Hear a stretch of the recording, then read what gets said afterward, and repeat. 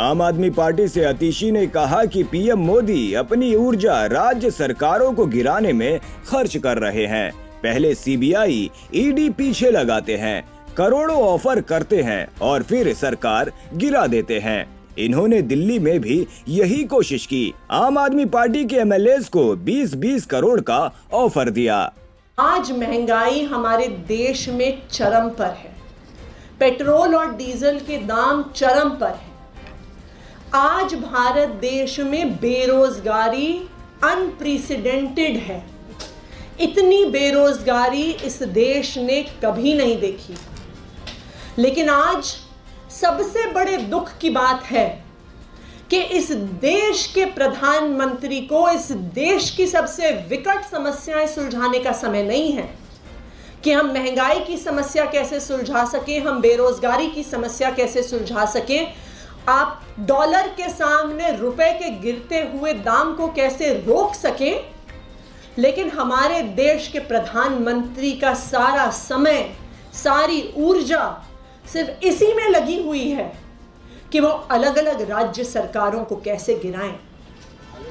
आज आप पूरे देश भर की खबर उठा के देख लीजिए तो बस एक चीज नजर आती है कि जहां पर भी कोई राज्य सरकार चुन के आती है जो भारतीय जनता पार्टी की नहीं है, तो केंद्र सरकार और प्रधानमंत्री मोदी जी सिर्फ एक काम में लग जाते हैं कि किसी ना किसी तरीके से उस सरकार को गिराया जाए।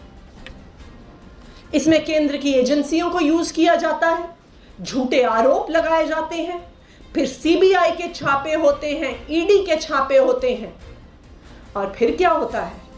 फिर यह होता है कि जिन नेताओं पर सीबीआई और ईडी के केस होते हैं और छापे होते हैं, उनको ऑफर दिया जाता है कि भारतीय जनता पार्टी में आ जाओ तो तुम्हारे सारे केस बंद कर देंगे, साथ में पैसा भी देंगे, साथ में पद भी देंगे। पिछले कुछ दिनों में दिल्ली में भी बिल्कुल यही कवायद चल रही है कि झूठे आरोप लगाकर, हर तरह के झूठे केस कर सीबीआई और ईडी को भेजकर दिल्ली में आम आदमी पार्टी की सरकार गिराने की कोशिश हो रही है। जिस तरह मेघालय में हुआ, जिस तरह मणिपुर में हुआ, जिस तरह कर्नाटका में हुआ, जिस तरह मध्य प्रदेश में हुआ, जिस तरह गोवा में हुआ, जिस तरह अभी कुछ ही दिन पहले हमने महाराष्ट्र में होते हुए देखा। पहले मनीष सिसोदिया जी को ऑफर दिया जाता है कि केस बंद कर देंगे और तुम्हें मुख्यमंत्री बना देंगे। उसके बाद आम आदमी पार्टी के विधायकों को 20-20 करोड़ के ऑफर दिए जाते हैं कि भारतीय जनता पार्टी में आ जाओ, तुम्हें 20 करोड़ कैश देंगे, नहीं आए तो फिर तुम्हारे पीछे भी मनीष सिसोदिया की तरह सीबीआई और ईडी को लगा देंगे। क्या ये काम है देश के प्रधानमंत्री का?